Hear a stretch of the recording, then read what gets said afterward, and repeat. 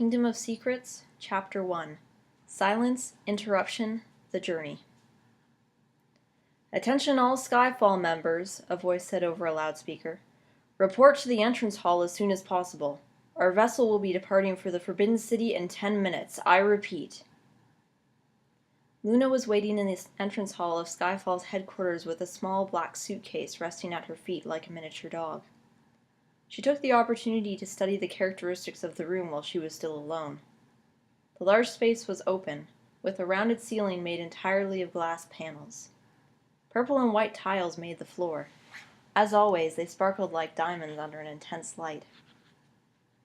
Stone benches, ornately carved by past members of over several centuries, were scattered in no particular order throughout the room. Potted ferns and other strange plants that Luna couldn't identify sat at attention beside some of the benches.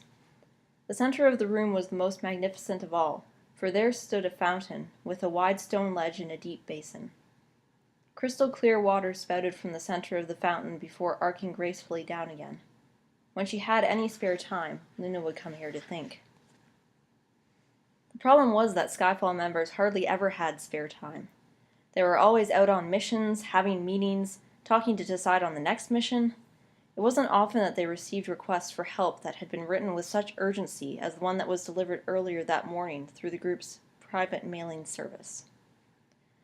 The 9 other available members of Skyfall came running through the space, shattering Luna's beloved silence. Following them was Rhea, the group's leader. Nothing ever seemed to ruffle his feathers, a trait that was admired by all members in leadership roles. He was walking at a fairly slow pace, his carry-on-sized suitcase dragging behind him. He reached them eventually, parked the gray suitcase against the fountain's basin, then hopped up onto the basin's stone ledge and yelled, "Listen up, everyone!" All side conversations stopped. Every member's eyes turned towards Rhea. A joyful yet reserved smile inched its way onto his face. Having attracted everyone's attention, he gracefully jumped back to the floor without making a noise, then continued at a normal volume. "I'm sure you've all heard about the letter we received today. It asked for our immediate help, so here we are.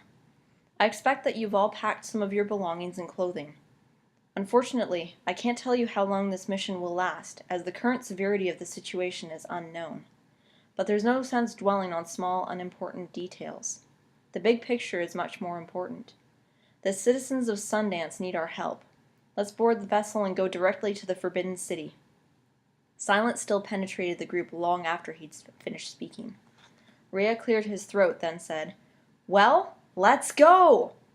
All of the bodies suddenly became blurred as the members picked up their bags and dashed toward the glass doors that led out of Skyfall's main building.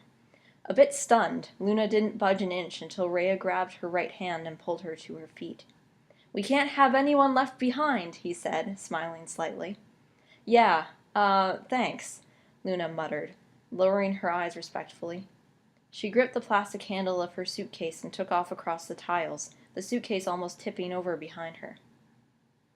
Rhea watched her exit through the doors, then said to nobody in particular, "I love the cadets." Then he too set off to board the waiting vessel outside. The vessel was a long compartment that sat on a railroad track in the air. It was painted a deep purplish blue and also had circular tinted windows at regular intervals along each of its sides. Luna walked up the steep black stairs at its tube-like front. Once inside, the narrow aisle seemed very inviting. Luna took a seat near the front, stashed her suitcase under the padded, oversized seat, and slid her favorite book, The Passing Time, into the slot just underneath the cushion. Rhea walked into the space a minute or two later.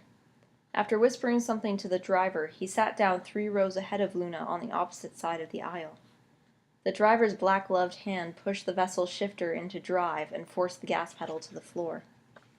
The vessel growled before lurching forward, launching itself up and onto the track hanging a meter or 2 in the air. 12 wheels thundered over the tracks as it sped along. Strangely enough, the passengers inside weren't affected at all by the fast journey.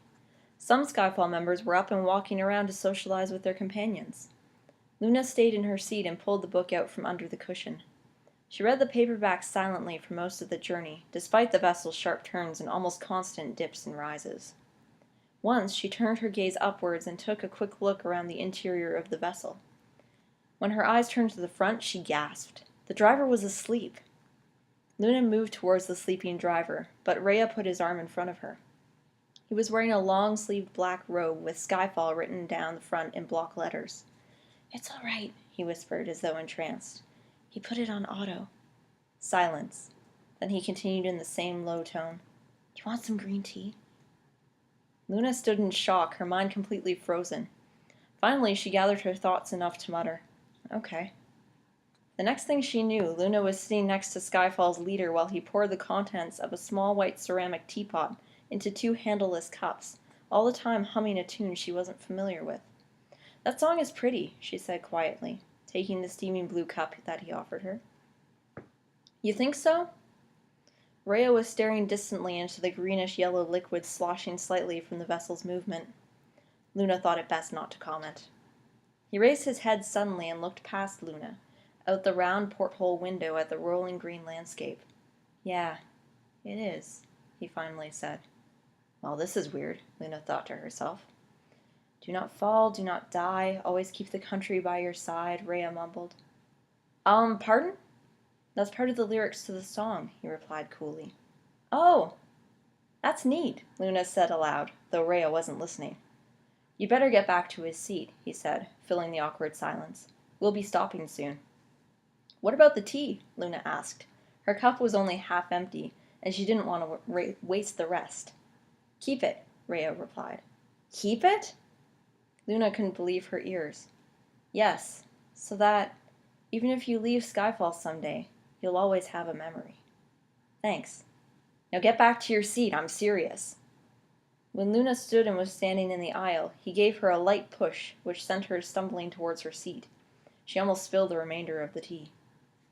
As she sat down, a red light flashed at the vessel's front end and the driver called out, "Attention all! We'll be landing in the Forbidden City on Ika Island very shortly. At this time, I request that everyone fasten their seatbelts and tie down any loose belongings. This landing will not be gentle. That is all. Please enjoy the rest of your day." Luna downed the rest of the tea in one large gulp and scrambled to slip the teacup into her suitcase before she sat back into the chair and relaxed. The vessel was losing speed, but hit the peak of a large hill and plummeted straight down towards the station. 4 stories later, the track straightened out, the vessel pulled up to the roofed shelter and screeched to a grinding stop. The sliding doors opened and all the members poured out and onto the cement platform. Luna joined the group that was gathering under the metal roof and awaited instructions.